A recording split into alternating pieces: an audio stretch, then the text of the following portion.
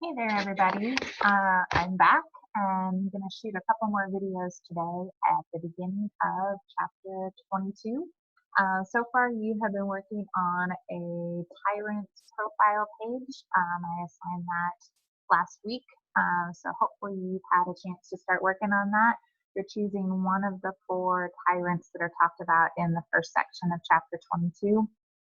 You can see all the directions and info in Google Classroom. So if you have questions, feel free to message me, email me, and we'll get those figured out. So I'm going to dive on into the second section of chapter 22. So the pages in the book I'll be covering are 489 to 497. The title of this section is called Isolation and Infamy. You might have heard that word infamy used by one of our presidents. So I'm going to go ahead and share some slides with y'all so that you can see what I'm talking about as we go through this.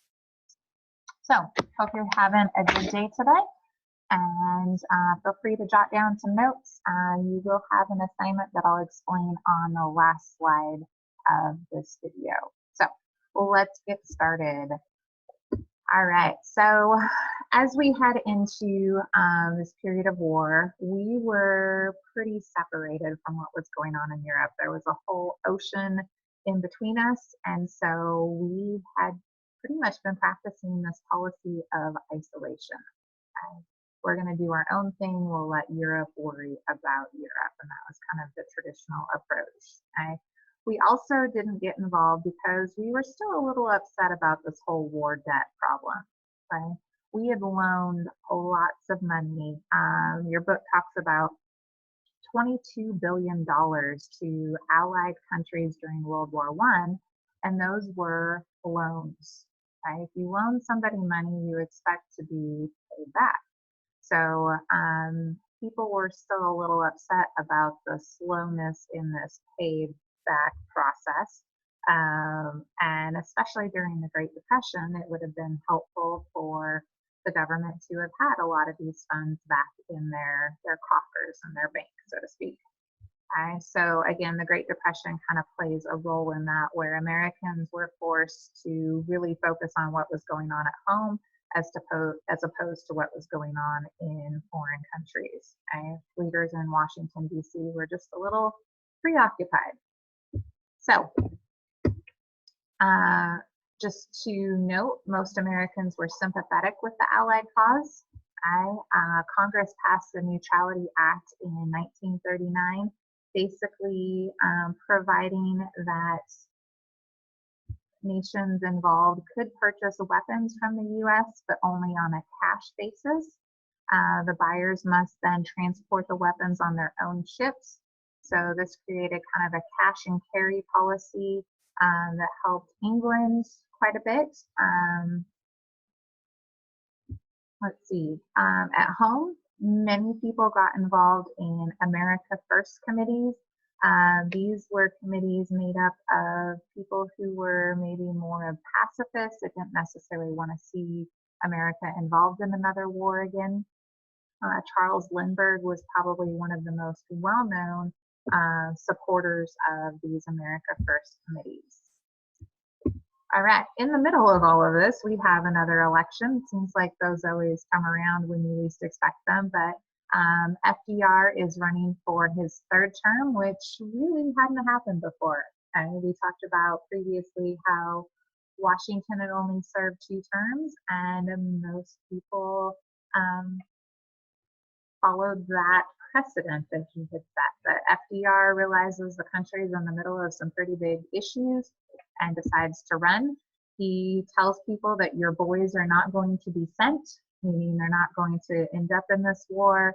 The Republicans nominate their candidate, Wendell Willkie. Don't really hear a whole lot from him after he is ultimately defeated and FDR is the president again. So there is this phrase that gets thrown around in the 1940s that America is to become the arsenal of democracy. So the Allies were there to basically guarantee what Roosevelt talked about with these 4 freedoms, with the freedom of speech, the freedom to worship, the freedom from want, and the freedom from fear. And so it was America's job to preserve these particular freedoms. Also, during this time period, Congress passed the Lend-Lease Act, and the president signed that into law, giving the Allies $7 billion in supplies, kind of helping out their side of the war. Eventually, the U.S. distributed roughly $50 billion worth of military supplies to 38 different countries during this time period. Let's move ahead then to what was going on with Japan and Pearl Harbor. So Japan had been continuing to seize or take territory out in the Pacific, right? And so this had been an ongoing problem. The U.S. Responded by placing an oil embargo on the Japanese and freezing all of their assets. The president sent General Douglas MacArthur to that area and named him as the commander of all American forces in the Far East. And you can see a picture of him down there with his shades and his pipe, looking like a general. So Japan's chief naval threat for their fleet in the Pacific was the U.S. And so they came up with a plan to hurt the U.S. fleet. And they carried out that plan on the Sunday morning of December 7th, 1941. Definitely a surprise attack, not really expecting that coming. They were able to take out 3 different battleships and damage 16 other warships. Within 2 hours, most of the American air power in Hawaii had been destroyed by the Japanese planes, and about 150 aircraft at nearby Hickam Field. So there were roughly 3,581 killed and about 1,200 wounded on that Sunday morning. So one thing, I guess, silver lining, positive thing is the aircraft carriers were out practicing maneuvers at the time, so they were not there and did not get destroyed. Also, if the Japanese had come back and gone for rounds 3 and 4, they could have really taken out some of the factories and things that America needed to use to rebuild. But thankfully, they didn't put that final nail in the coffin, and with the facilities remaining, they were able to rebuild. And this attack did what Hitler hadn't been able to do. Hitler hadn't been able to bring America together to fight against him, but being attacked on our own soil really united the nation together. So the president inspires people, gives a very well-known speech talking about December 7th, 1941 is a day that will live in infamy and calling Americans to action. The only way this war was going to be won was in the fields and in the factories, meaning we need to grow food and we need to make enough supplies and things for our troops. During a time of war, people were asked to surrender some of their individual freedoms, which during a time of emergency, that tends to be kind of a normal thing. Like right now, you may be giving up some of your individual freedoms, feeling like you're stuck inside and not allowed to do some of your normal activities. Also during this time of war, there was an expansion of federal power over the economy. So you can see a cool picture down there of one of the women who went to work to help fill those jobs in factories.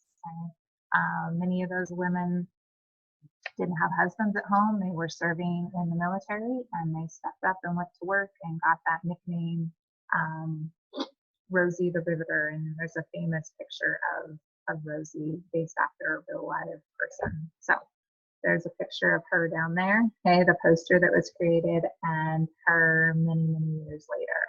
So one of the ways the government got involved was creating the War Production Board, or the WPB, basically halting production of domestic building construction materials and kind of transitioning everything to war production.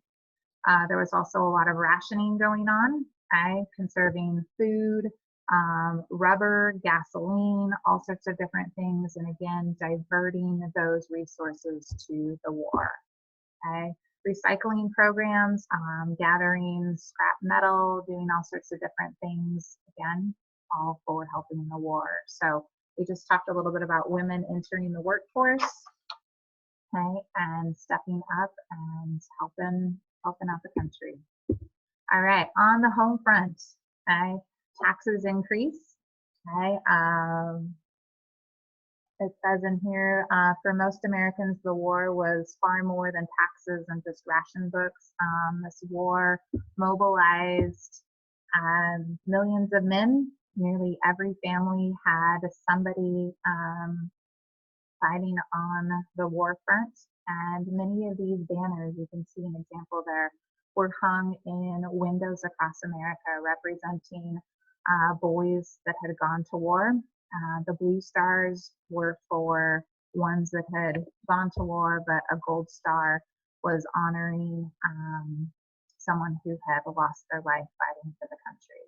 So it's kind of a weird time to stop this video, but that's the end of the section, ending on 497. There'll be, I believe, one more video for the next section. So let's stop sharing the screen there. Again, if you have questions or need something, feel free to reach out and email me. I'll either respond from here or I'll be setting up camp at home a few days as well. And hope you're having a good day. Talk to you guys later. Bye.